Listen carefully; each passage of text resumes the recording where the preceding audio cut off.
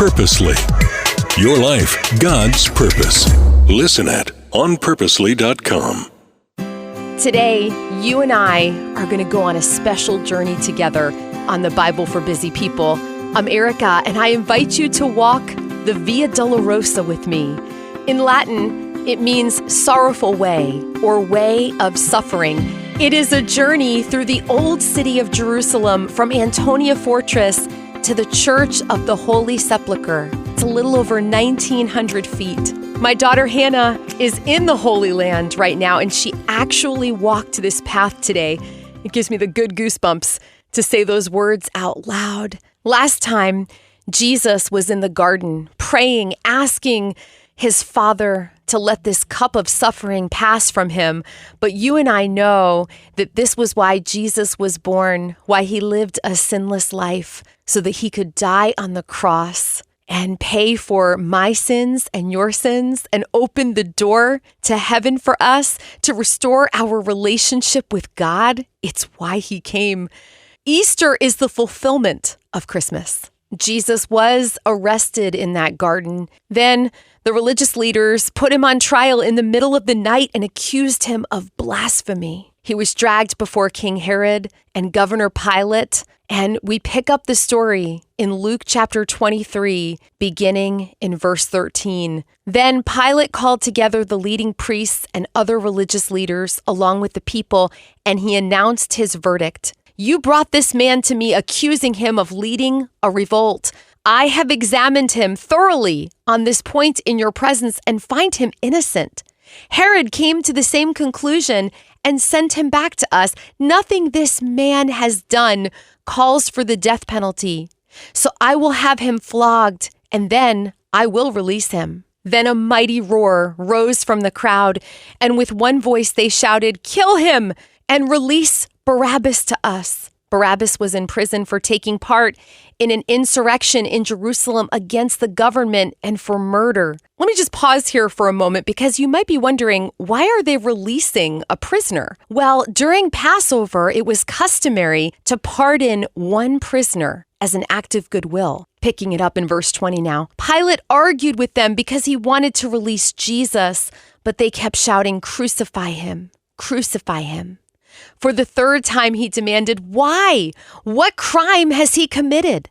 I have found no reason to sentence him to death, so I will have him flogged, and then I will release him." But the mob shouted louder and louder, demanding that Jesus be crucified, and their voices prevailed. So Pilate sentenced Jesus to die, as they demanded. As they had requested, he released Barabbas, the man in prison for insurrection and murder, but he turned Jesus over to them to do as they wished.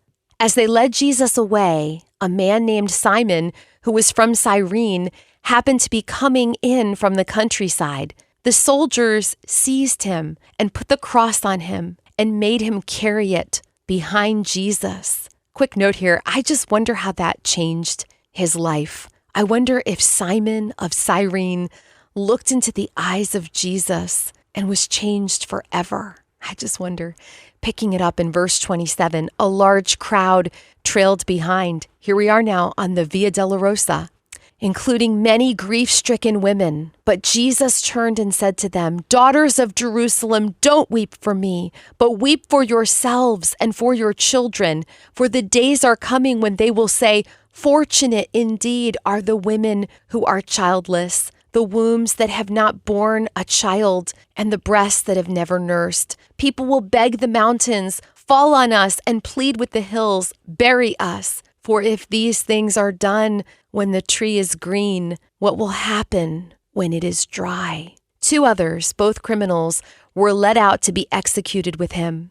When they came to a place called the Skull, they nailed him to the cross, and the criminals were also crucified, one on his right and one on his left. Jesus said, "Father, forgive them, for they don't know what they are doing." And the soldiers gambled for his clothes by throwing dice. The crowd watched, and the leaders scoffed. "He saved others," they said. "Let him save himself if he is really God's Messiah, the chosen one." The soldiers mocked him too by offering him a drink of sour wine. They called out to him, "If you are the king of the Jews, Save yourself!" A sign was fastened above him with these words, "This is the King of the Jews."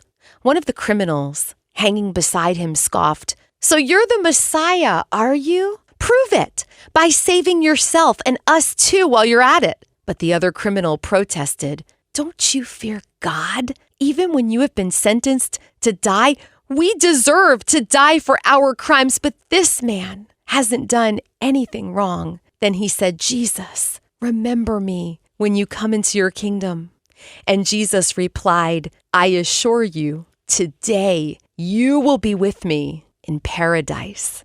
By this time, it was about noon, and darkness fell across the whole land until 3:00. The light from the sun was gone, and suddenly the curtain in the sanctuary of the temple was torn down the middle. Then Jesus shouted, "Father, I entrust my spirit into your hands." And with those words, he breathed his last. When the Roman officer overseeing the execution saw what had happened, he worshiped God and said, "Surely this man was innocent." And when all the crowd that came to see the crucifixion saw what had happened, they went home in deep sorrow. But Jesus' friends, including the women who had followed him from Galilee, stood at a distance watching. I want to leave it there because it's so fitting. The women are watching and wondering, and they don't get it yet. They don't know how much more there is to the story, but I believe they're hoping in this moment. I thought it would be so beautiful to end our time together today by sharing the words of a very beloved hymn, The Old Rugged Cross. On a hill far away stood an old rugged cross, the emblem of suffering and shame. And I love that old cross where the dearest and best for a world of lost sinners was slain. If you feel lost, you can be found. If you feel unloved, know that you are so loved. There is so much more to your story too. Join us next time, and until then, remember just how loved you are. Thank you so much for listening to the Bible for Busy People. If you need prayer or you're ready to go a little deeper in your faith, we've posted some resources for you in our show notes. We'd love for you to share this podcast with a friend and leave us a review. It helps us reach even more people with the hope of Jesus. This podcast is part of Purposely, a podcast network designed with practical podcasts to help you find and live in God's purpose for your life. Find more podcasts that will recharge you at onpurposely.com.